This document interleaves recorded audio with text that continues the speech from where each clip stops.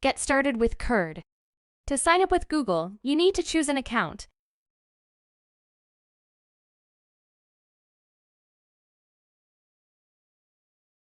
Click Continue. Next, you need to verify your email.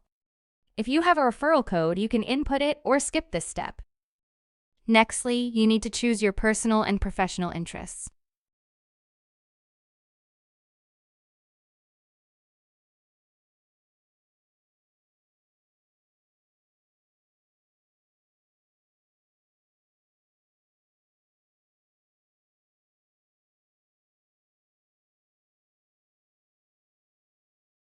After finishing these steps, you will be asked to fill in your name and title.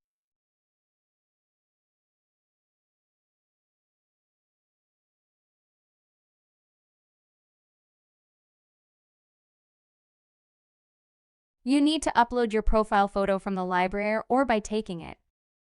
Press Confirm and your account is ready to use.